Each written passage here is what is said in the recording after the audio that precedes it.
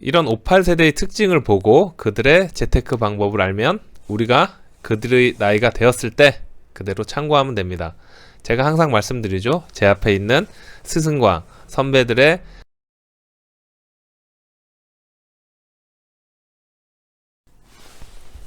짠! 여러분 안녕하세요. 사업하는 형입니다. 네, 오늘 2020년 2월 20일 2로 다 된 그런 날입니다. 목요일 아침 7시 반입니다.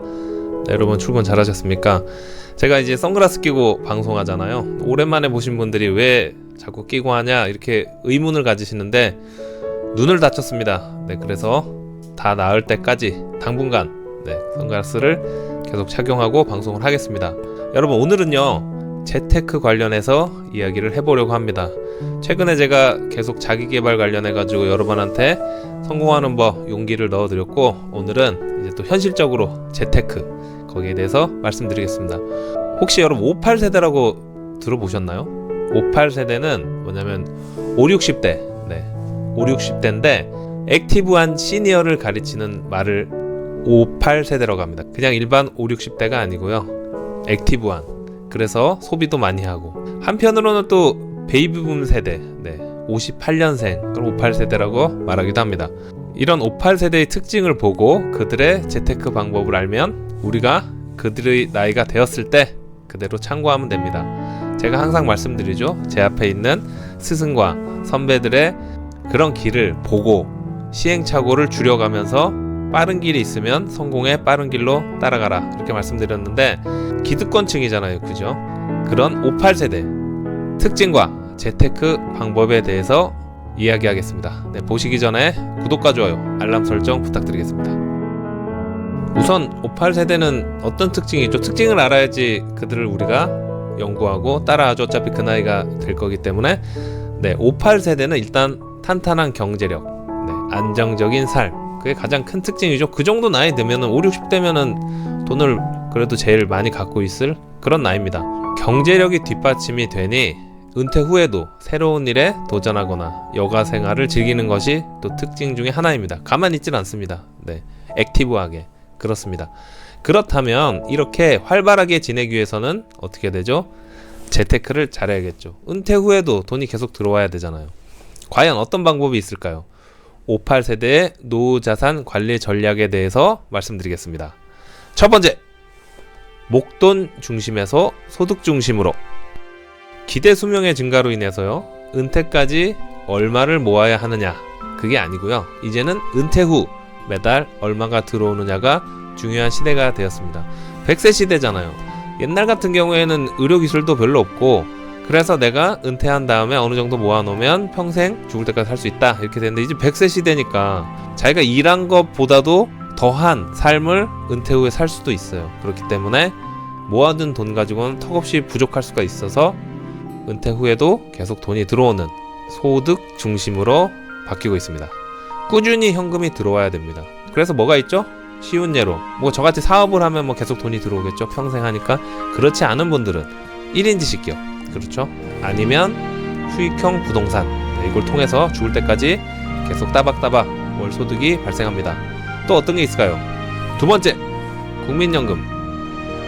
말도 많고 탈도 많은 국민연금입니다. 국민연금은 수령액을 늘려서 은퇴 후 수령액을 더 늘린다. 불입을 많이 하는 거죠. 그렇게 해서 수령액을 많이 늘려서 평생 받을 수 있습니다. 두 가지 제가 더 말씀드릴게요. 옛날에 한번 방송에서 소개시켜 드린 적이 있는데 또 복습 차원에서 추후납부라고 있습니다. 추후납부는 뭐냐면 기존에 이제 국민연금을 내지 않았어요. 내가 거지같이 살아서 소득이 없어서 내고 싶어도 국민연금을 내지 않았다. 그런데 이제 여유가 있어.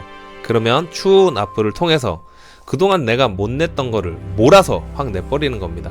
그러면 은퇴 후에 어떻게 되죠? 수령액이 늘어납니다. 기존에 못 냈던 거를 나중에 다 메꾸는 그런 방식입니다.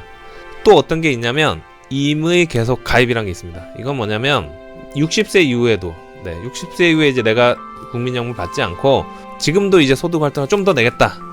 그런 사람들은 돈을 추가로 더 내서 나중에 연금을 더 받을 수 있는 겁니다. 그러니까 받는 시점을 약간 뒤로 늦추고 낼 때까지 이제 내는 거죠. 그렇죠? 그렇게 하는 임의 계속 가입, 그런 제도가 있습니다. 잘 활용하시길 바라겠습니다. 58세대의 재테크 어떤 게 있을까요? 세 번째, 인컴형 자산. 네, 인컴형 자산이란 들어보셨나요? 네, 이자나 배당, 부동산 임대료 등 정기적으로 현금 흐름이 창출되는 그런 자산을 말합니다. 채권, 주식, 리츠 그 등이 대표적인 인컴 자산입니다. 여러분 리츠 들어보셨죠? 제가 정말 입이 닳도록 말씀드린 적이 있습니다. 수익률이 연 3에서 5% 정도, 은행 금리보다 이율이 높은 중위험, 중수익 상품입니다. 물론 손실에 따른 위험이 발생하기 때문에 한 곳에 투자하지 말고 분산 투자해서 안정적인 투자를 해야 합니다.